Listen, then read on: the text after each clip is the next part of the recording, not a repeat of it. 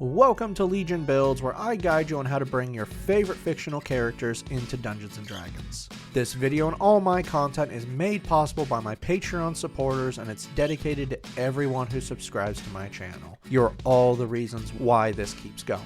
Join the Legion today at patreon.com/63rdlegion for free and help decide next week's new character. Joining my paid tiers allows you early access to my content, a shout out in my videos, homebrew D&D items for your games, and a chance to play some D&D in the Patreon community. We now have a Discord. It's just getting started, but we have some future plans coming, like events for Discord members and Patreon members.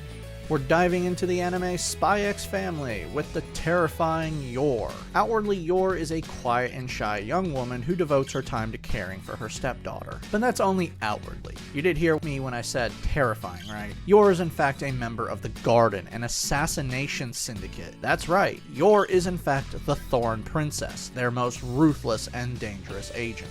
Yor is completely amazing on a physical level, gifted with speed and strength. Yor's punches can generate air currents, and she can throw a ball at such high velocity it can destroy trees. She can even jump great distances, hit or dodge fast-moving targets, is incredibly agile, and can outrun a moving vehicle. She also wields thin blades that she can use to kill her targets, and is a master of poisons. It's not all great though, and she has little in the way of social skills. She's incredibly awkward, never went to school, has no understanding of how to cook something, and can't lie to save her life. Pretty sure lying doesn't matter though when you can shatter a skull with a single punch.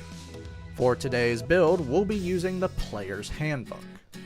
We're using standard point array to keep things simple, and we are multi-classing, so keep an eye on those minimums if you use another system.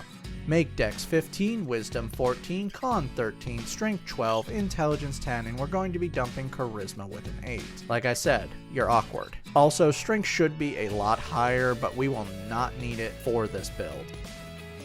Yor is a human, resourceful, lets you give yourself a free inspiration dice at the end of a long rest if you don't already have one. Skillful, grants you a free skill, take Intimidation. Versatile, gives you a bonus origin feat for your feat. Tough, gives you double your current character level in HP and then adds +2 HP to each level after. To finish out your lineage, you know the language Common and 2 more of your choice.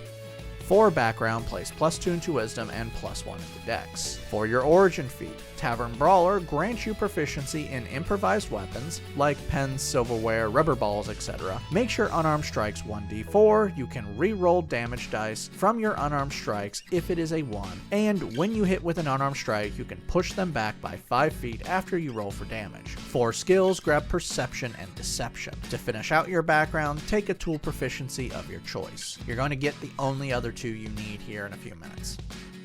Level 1 Rogues start things off with 4 skills. Take Acrobatics, Athletics, Investigation, and Stealth. You are proficient in simple and martial weapons with the Light or Finesse properties, Light Armor, Thieves' Tools, and the saving throws Dex and Intelligence. Expertise lets you choose 2 skills you are proficient with, and now you double the proficiency bonus to those skills. Place this into Acrobatics and Athletics. Thieves' Cant gives you more language proficiency, starting with Thieves' Cant, which is a coded language, and 1 more of your choice. Weapon Mastery allows you to unlock the special properties of your weapons. At the end of a long rest, you can choose 2 weapons you are proficient with, and now you can use their special mastery properties. For what you'll be using, daggers give you Nick, which allows you to wield 2 daggers and use your attack action to attack with both of them instead of using your bonus action once per turn. Sneak Attack allows you to add more damage to an attack once per turn when you attack with a finesse or ranged weapon, and you have advantage on the attack or your target is within 5 feet of an ally. You can add your sneak attack damage to it.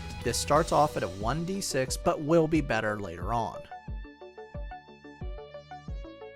Level 1 Monks start things off with Unarmored Defense. Now when not wearing armor or wielding a shield, your AC is 10 plus your Dex modifier plus your Wisdom modifier. Martial Arts improves your combat with unarmed strikes and monk weapons, which are any martial weapon with the light property or a simple weapon. Now when not wearing armor or wielding a shield, attacks with your unarmed strikes or monk weapons can be Dex based for attack and damage. You can use your Dex for both pushing and grappling. You can make an unarmed strike with a bonus action, and your unarmed strikes and monk weapons will use martial arts dice for damage, which is going to start off at a d6. Level 2 rogues gain cunning action, improving their speed. Dash, disengage, and hide are bonus actions to you. Level 3 rogues now have access to their subclass. Assassin from the player's handbook works great for assassins. Well, actually, assassins can be any class or subclass, but this subclass really helps with killing. Assassin's Tools gives you proficiency in Disguise Kit and Poisoner's Kit. Assassinate gives you advantage on initiative rolls, and now on the first round of combat, your attack is better. If you attack someone on the first round of combat that hasn't taken their turn yet, you have advantage on the attack roll, and if you hit, your sneak attack adds more damage equal to your rogue level. Steady Aim lets you give yourself advantage on your next attack by using your bonus action on a turn you haven't moved, but your speed becomes 0 until the end of your current turn. Your sneak attack is now upgraded to 2d6 extra damage. Level 4 rogues earn our first ability score improvement. Place this into Dex for better attack damage and AC. You've hit character level 5, raise your proficiency bonus to +3. Level 5 rogues learn Uncanny Dodge. Now you can use your reaction to have the damage from an attack you take that you can see. Cunning Strike lets you add effects to your sneak attack. Now when you score a hit and use your sneak attack, you can subtract damage to add a single effect once per turn. The DC for these effects will be based on your Dex modifier. For these effects, Trip costs 1d6 and forces a Dex save. If they fail, they fall prone. Withdrawal costs 1d6 and you can move up to half your total speed without provoking an attack of opportunity after you deal damage. Poison costs 1d6, and if you have the Poisoner's Kit, you can force a con save. If they fail, they are poisoned for 1 minute, but at the end of each of their turns, they can attempt to retake the save and end the condition. Your sneak attack is now upgraded to 3d6 extra damage. Level 2 monks receive unarmored movement. Now when not wearing armor or wielding a shield, your speed is increased, now bringing you up to 40 feet. Monk Focus gives you focus points that equal your monk level that you can spend on special features. You regain all used focus points at the end of a short or long rest. For what you can spend these on, Flurry of Blows costs 1 focus point and lets you make 2 unarmed strikes with a single bonus action. Patient Defense turns Disengage into a bonus action, which you already do, and now you can spend 1 focus point to take Dodge and Disengage as the same bonus action. Yeah, it got better. Step of the Wind turns Dash into a bonus action, something else you already do, but guess what, it's about to get better, and now you can spend 1 focus point to take Disengage and Dash as the same bonus action, and this also doubles your jump distance. Uncanny Metabolism lets you regain all used focus points when you roll initiative and regain HP equal to 1 martial arts dice plus your monk level once per long rest.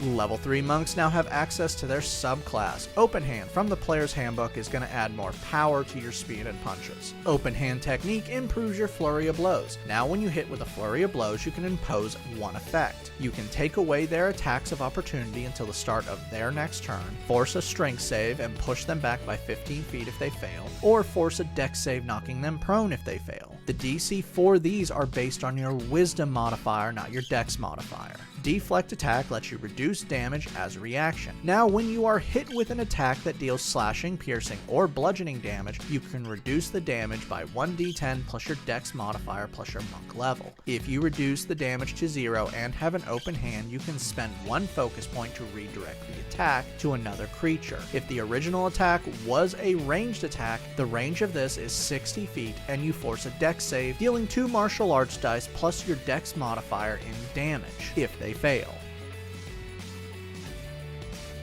Level 4 monks earn another ability score improvement, Cap Off Dex. Slow Fall lets you reduce falling damage with a reaction by 5 times your monk level. Your character level 9, bring your proficiency bonus to +4.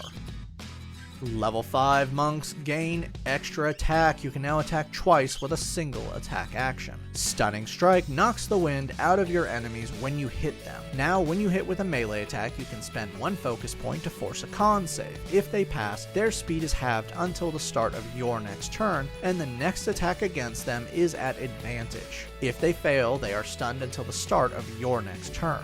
A stunned creature automatically fails strength and dex saves, attacks against them are at advantage, they can't maintain spells, they can't speak, have disadvantage on initiative rolls, and they can't take actions, reactions, or bonus actions. Your martial arts dice are now a D8.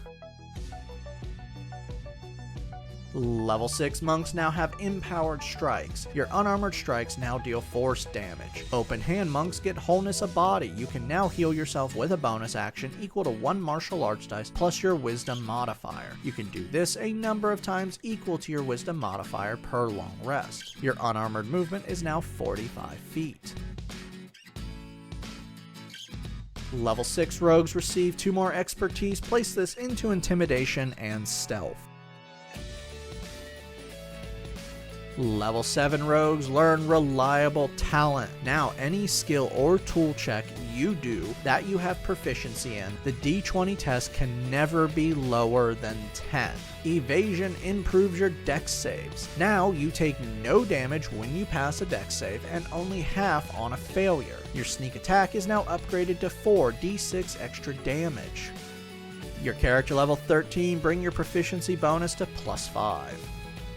Level 8 rogues earn another ability score improvement. Let's grab a feat. Durable from the player's handbook adds +1 to your con, and now your death saves are at advantage. Also, with a bonus action, you can use one of your hit dice to regain HP without needing a short rest.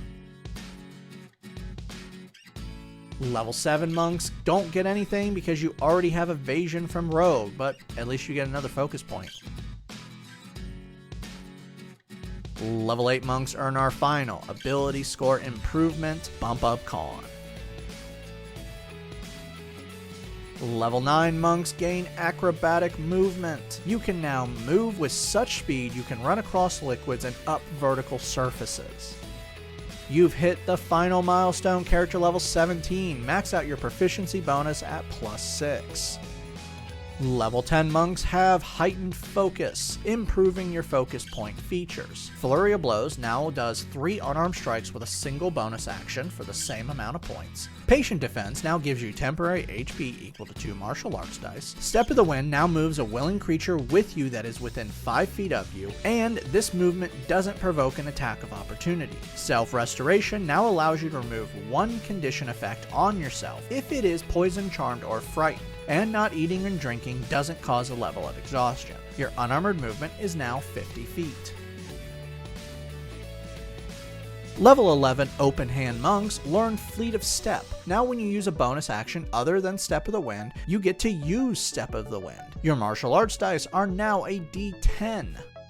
Our final level is level 9 rogues and assassins get infiltration expertise. Now steady aim doesn't reduce your speed to 0, and you can now mimic a person's speech or handwriting if you study them for 1 hour. Your sneak attack is now upgraded to 5d6 extra damage.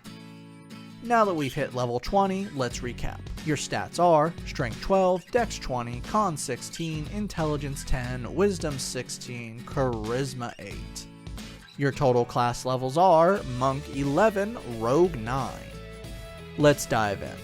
You are physically intimidating. Your total speed is 50 feet. You can attack up to 3 times with blades, 5 times with unarmed strikes. You're dealing 1d10 plus 5 damage for both, with unarmed strikes being force damage. And if you're using your daggers, you can add effects or up to 5d6 plus 9 extra damage. And you can knock down enemies or knock the wind clean out of them, regardless of what you're using. I should also say that wielding 2 daggers means you can free up your bonus action for movement or giving yourself advantage. Using your fists will take up a bonus action, but who cares because you can knock them back up to 15 feet. You're extremely tough with an AC of 18, advantage on death saves, can end condition effects on yourself, can heal yourself, can reduce damage multiple ways, and your total health taking the average is over 200 HP. Finally, you're pretty good at a lot of things. All your skills and tool tests can never be lower than 10 on the roll, with 4 skills at double proficiency, and you can get anywhere you wish. Downside. Firstly, you're not great at everything. Your charisma is trash, but your 2 charisma skills are not bad. Deception can never be lower than 15, and intimidation can never be lower than 21. That being said, you're still very bad at charisma checks. If you're wondering why I said your cannot not tell a lie to save her life, but then gave you deception. Lore can lie, and it's pretty convincing when she doesn't jump to things. When she needs to come up with a lie as quickly as possible, she flounders. So she does have a deceptive skill to her, but at the same time, it just isn't that great. I'm also gonna say it, playing a socially awkward person trained to be an assassin but is now a parent to a telepathic child and her clairvoyant dog sounds interesting. Yeah, your family is weird. Finally, you're limited on attack options. You either stab or punch. No range, so you're going to have to chase down your targets to get to them. Also, your fists don't get sneak attack. You can only get sneak attack with daggers, but you're going to get more attacks with your fists. So live the dream life, parent by day, killer by night, and for the love of your family, stay out of the kitchen and stay away from alcohol. I'd like to give a special shout out to my Artificer tier. Thank you, John Martin, Christopher R. Hunter, Java Squirrel, Jonathan Haynes, and Daniel Saftler. You guys rock. Make sure to like and subscribe to not miss a single new build each week on YouTube and Spotify. And make sure to check out my Patreon where you can help decide next week's new character.